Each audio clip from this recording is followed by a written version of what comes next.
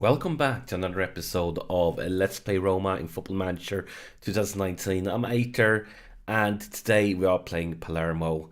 And Palermo starts out in FM19 being a Serie B team, which means they got promoted during the first season. And they are actually, considering they just got promoted, are having a pretty good season. I mean, just being promoted and already fighting for a spot in Europe. I mean, that's not too bad. I mean, I've done many low league saves myself in previous versions of Football Manager, and I don't think I ever just got promoted and started fighting for a spot in Europe when I got promoted to the highest league. So yeah, definitely impressing, and I felt like they deserved an episode. They really did.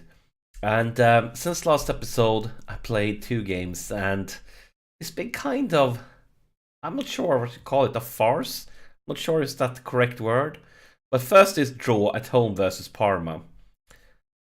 We had a player sent off, and they managed to equalize in the 90th minute on a penalty. And let's see here, these were the match stats. So we had 26 chances, 10 on target. They had 5 chances, 3 on target, and we didn't manage to win. That's so bad. Yeah, like really, really, really bad. And then we managed to beat Bologna, but take a look, it came with a high price. We actually picked up not 1, but 2 red cards and an injury. Which means for today's game, these 2 lads are suspended. Of course, Schick won't be available with the injury, and yeah, this is not great. Not great at all. We are still topping the table, as you saw before, but it's win a very, very slim margin. Like, whenever we lose a game, we could be overtaken. I mean, look at the difference here, goal difference. AC Milan's goal difference is so much stronger than ours. So yeah, whenever we lose a point, we are going to be in some serious trouble. And considering the everything, we have, let's see here. So Indra is suspended, Marcano is suspended, Pellegrini is suspended, and then we have 2 injuries. And Nora here, he's a player promoted from our youth team when Florenzi picked up his injury. Florenzi is back from that injury now, though, so maybe it's time for him to go back to the youth team. I have to think about that. But and of course, Kluivert also has an injury. He's almost back, but I mean, this is how we roll in this save. You know it. I've said it so many times before. All those reds, all those injury suspensions. It's interesting. But yeah, today we are playing Palermo, and this far into the season, this is the comeback from Florenzi. And I brought up, because of all the suspensions and injuries, I promoted a few youth players just to be able to fill up the bench and have in reserve if needed. So yeah. But considering, as I said, considering Palermo just got promoted, they are having a really, really strong season, and I mean they have the chance to get a spot in Europe, and that's really extremely good, I would say, for a newly promoted team. And it's really impressive, and they have the at-home advantage today. And we know that we have injuries, we have suspensions, and we desperately need 3 points. This is going to be very difficult, probably. We need to perform on top to have a chance. Actually, El Sharaway that you saw there, and Moreno that linked up right. Yes, oh look, this could be dangerous. Oh, maybe not. But these 2 guys that you just saw. Wait, what? Giallorossi for Schüler. But these 2 guys that you just saw, I've actually been getting transfer offers for them, because the transfer window in Italy closed early, but it's been open is in some other countries. And here's Arp is breaking through, and a decent try. And but yeah, actually Real Madrid made an offer for Moreno, which is kind of interesting, because since I declined it, they're not interested in him no more. But instead, Atletico Madrid is interested. But they made an offer for like 12 mil. And I'm definitely would considering selling Moreno. I don't see him as a long-time solution for that spot. I see him as, oh my god, this is really, really, oh, beautiful save there by Olsen. I think we need to tell Schürrle before we go on here to ease off on tackles, because I believe he was pretty close to red card here. So ease off tackles or a second yellow one. But yeah, I'm definitely considering selling Moreno. As I said, when we signed him, we got him as a free transfer, and he's not bad. But I felt like more of a deal where we use him for a season, selling him for a profit if we can get a decent offer. Uh, oh my god, that was really close. We are struggling here. Maybe we need to do some tactical changes here soon if nothing changes. But yeah, that offer was far too bad, because at least I would like to like 20 plus mil for him. That would be beautiful. We got him for free and I sell him for a great profit. And the other guy, as I said, it was El Shaarawy, where a Chinese club made an offer for him. And he is kind of in the situation. Here is El Shaarawy talking about him. Maybe we can create something from here. Cristiante and Sossi with an optimistic shot, but it is a decent try.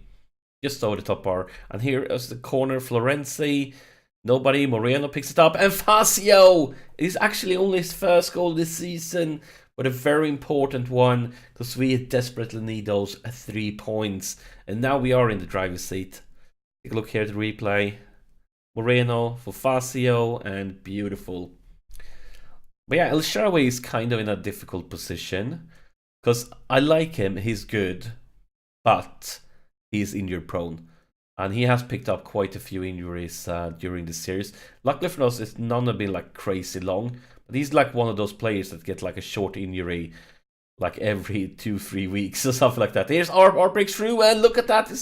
We are 2 up. Arp's 15th goal this season. Not every 2-3 weeks, but he has been like kind of consistently getting those smaller injuries. And as I told you before the season, I was trying to reduce the amount of injury-prone players, because we basically have like 10 plus injury-prone players in the squad, and we managed to get rid of, I believe it was 2 of them during the summer, and that work have to continue. We need to start working on getting rid of more injury-prone players. So based on that, I could considering selling him, but he's very good, and also he's not too old, and also he's Italian, which is great because we need it for the homegrown thingy, which means he's probably not one of my top priorities among the injury-prone players to get rid of. I wouldn't mind keeping him for a little bit longer if he can stay fit. But, I mean, if I get a good offer, I would definitely let him go. But that was like crappy. They offered like 12 mil or something like that. And for me to consider selling him, I probably would like at least probably 30 mil or something like that. But at the same time, with both of them, I kind of, since our transfer window is closed, decent try, going to be a corner here. Bounced off one of the defenders, and then the keeper tipped it out. Florenzi with the corner. Long one, and a decent try there for Sossi. But yeah, I'm very reluctant to do anything when our transfer window is closed, because if you sell somebody, we might need to sign somebody to replace them. And of course, with transfer window closed, we're not in a position to do that. But maybe, just maybe, if we get an offer that's good enough, we would definitely considering it. So for subs here, Gerson has been kind of garbage. I think you'll have to go like that. And since we are playing so well, I'm probably going to wait a little bit longer with the rest of the subs. And here is Arp, kind of lonely. Can you find somebody? Very optimistic pass for Munir, but it's still in our possession. And here is Munir. Munir working his way towards the box, and well, optimistic and not too much trouble for the Palermo keeper. And now I think we really should use our last subs here. We're in a situation where we can give Young Tonali some first team experience. We're going to take it. I have huge expectations for him in the future. I mean, De Rossi is 36 and Sossi is just 31 and 32, something like that. But I mean, his stats should be declining pretty soon. So I think it's a good option to keep him working. Hopefully he can overtake and become our main dude in that position in a season or two, because he's already very talented. But yeah, still interesting to see what players the clubs are interested in and what we're getting offers for, because of course that could give us some hints for next season. And yeah, we're definitely going to keep our work on strengthen the team and while reducing the amount of injury-prone players. And here is Moreno, one of the guys we were talking about. He loses that challenge, but it doesn't matter. That's a full-time whistle, and it's a good result. I mean, look at the Doma, 29 shots. 29, that's just crazy compared to their 9. So at the end, we completely dominated the game. I'm very happy. And it's kind of rare for us playing a game without any injuries or any red cards. But I'm really happy, and we're going to tell them, well done, that was a good game for us. And let's take a look at the league table here, if the game allows us to. We could actually quickly move forward so you can see the Juve result also. So let's see if we can get the Juve result in. That is Juve 1, not surprisingly, which brings us this situation. We are 6 points ahead of AC Milan, but of course that is with one more game to play. And of course we have left to play AC Milan away this season. So we need every advantage we can get for that game, because it's going to be very difficult, and we definitely can't take that one for granted. And we have some really interesting games coming up. Because if you look at the schedule here, it's Champions League time. The first knockout round versus Dortmund. And then between those... oh, here it is. Between those two legs, we also have Inter away. So we have an extremely important two extremely important Champions League games. And then we have Inter that are one of the main contenders that can overtake us if we lose a game or two. So yeah, some huge games coming up in the next few episodes. Make sure you don't miss it. But that's it for this episode. As always, thank you so much for sharing your time with me, and I'll see you in the next one.